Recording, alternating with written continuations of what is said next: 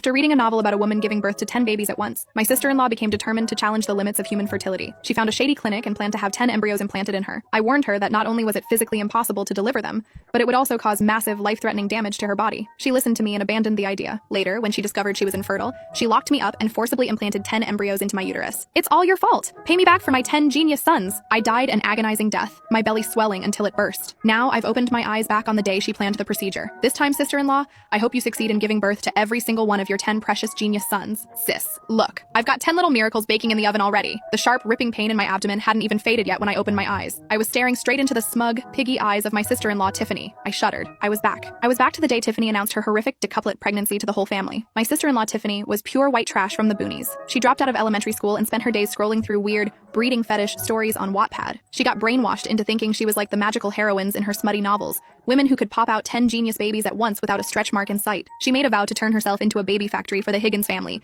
aiming to be their hero mother. To do this, she found some shady back alley clinic in miles off the grid, paid a fortune, and stuffed her ovaries with over 20 fertilized eggs. In my past life, when I found out Tiffany had pumped 10 embryos into her womb, I tried to be the voice of reason. I told her, "Science doesn't work like fantasy porn, Tiffany. Your uterus will literally explode." Scared by my logic, she took some pills and aborted them, but the damage ruined her uterus. She could never breed again. She hated me for it. She drugged me, then teamed up with my psycho mother-in-law, Ma Higgins, and her useless son, Bubba. They dragged me to that same chop shop clinic and forced 10 embryos into my uterus. "If it wasn't for your big mouth, I'd have my 10 genius sons," she shrieked at me then. "Since I can't breed, you'll push my babies out of your hole." They locked me in the basement. I watched my stomach inflate like a grotesque balloon until my skin tore apart and I bled out in agony. Remembering that pain, I subconsciously rubbed my flat stomach. I looked down to hide the murderous rage in my eyes and muttered, "Congrats, Tiff." Hearing my approval, Tiffany practically glowed. "See? Samantha knows what's up. And don't worry, Sam, since you're a barren widow now, maybe my sons will be nice enough to throw some dirt on your grave when you die. You better cater to my every whim." Ma Higgins, rubbing her hands together, chimed in. "Amen to that. Samantha, your husband is dead and you're useless. You better wait on Tiffany hand and foot. Maybe we'll let you adopt one of the pups later so you don't die alone." What a joke. My husband died, I didn't. Did they expect me to wear a chastity belt forever? But right now, I needed Tiffany to keep those parasites inside her for as long as possible. I lowered my head, pretending to submit. "You're right, Ma. The babies are everything. I just worry, can Tiff's body handle 10 distinct football teams?" That triggered her. 10 is nothing. Women online carry 15. "Ma, just wait. In 10 months, I'll drop 10 fat golden grandsons for this family." "Oh, I hope you do, Tiffany. I hope you carry that load until it rips you in half." Ma Higgins didn't care about Tiffany's health. She only cared about one thing. How many of those fetuses had penises? To the old hag, girls were useless money losers. She was terrified that too many girl fetuses would suck the nutrients away from her precious grandsons.